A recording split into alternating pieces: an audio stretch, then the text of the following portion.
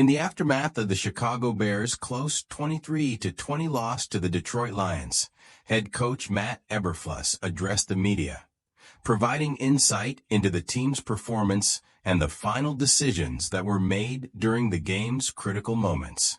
His reflections, though full of regret over the outcome, also offered an interesting look into his thought process as the team navigated through a series of tense situations.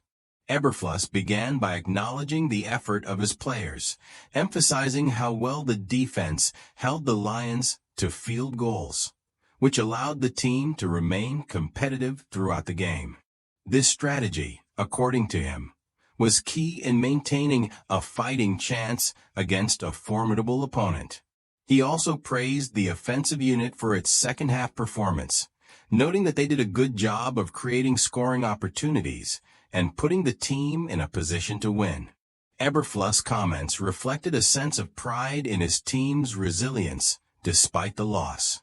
However, when the conversation turned to the game's final drive, Eberflus was quick to highlight how a combination of penalties on both sides affected the Bears' chance at securing a victory. A key moment came with the Bears being forced back into a 2nd and 20 situation due to penalties, and the ensuing sack that pushed them even further from field goal range. Despite the setback, Eberflus explained that the team had a clear plan. They intended to attempt a pass, get the ball out of bounds, and then use their final timeout to set up a field goal attempt. Unfortunately, the timing didn't align as hoped. In this sequence, Eberflus gave a detailed breakdown of why the final timeout was not called sooner. His decision-making was influenced by the need to preserve enough time to make a potential game-winning field goal. He clarified that once the clock dipped below 12 seconds, the team would have been forced to go for a touchdown, which would have limited their options. Holding on to the timeout, he believed, was the right choice, although the outcome didn't reflect that. Eberflus repeated his confidence in the strategy, expressing that it was the plan all along, but that the execution fell short in the critical moments. As the media probed deeper into the final sequence, Eberflus reiterated his belief in the team's plan and decisions. He elaborated on the timing of the potential pass and the effort to keep the play in bounds to maximize the final timeout's value.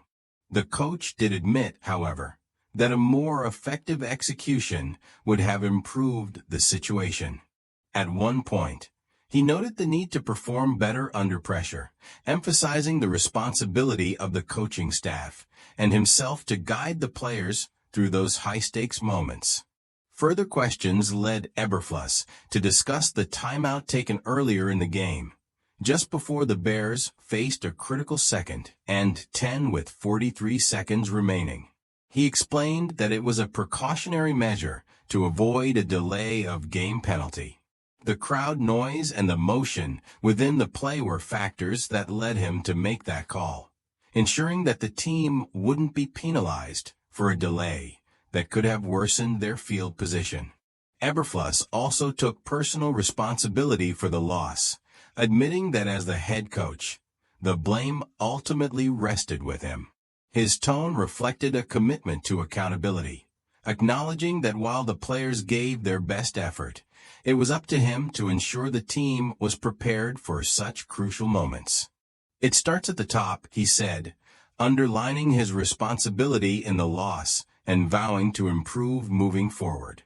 Throughout the interview, Eberflus conveyed his belief that the team was capable of winning, but that it was clear they had room for improvement, especially in handling critical game moments. He expressed confidence in his ability to guide the team forward and admitted the loss was disappointing, not just for him, but for the players who put in a lot of effort over a short week. While the team was clearly disappointed, the overall atmosphere in the locker room after the game seemed to reflect a sense of resolve rather than dismay. Eberflus was asked about his job security, a question that often arises after a tough loss, but he responded pragmatically. Acknowledging the competitive nature of the NFL, He expressed that he would continue to work hard and improve the team's performance.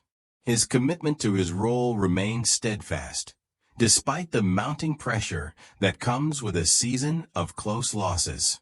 In the final moments of the interview, Eberflus discussed the team's typical post-game routine, clarifying that the team had not skipped any important steps in their usual debriefing process. He mentioned that they typically gather for prayer and break it down as a team, reflecting on what had transpired. In conclusion, Matt Eberflus showed a mix of frustration and resolve in his reflections on the Bears' loss to the Lions. While his decision-making during the final moments will likely be scrutinized by fans and analysts alike, his focus on accountability and improvement was clear throughout the interview. The loss, though painful, highlighted areas where the team could grow, and Eberflus is determined to ensure that those lessons are learned moving forward. His leadership will undoubtedly be a key factor as the Bears look to bounce back from this narrow defeat.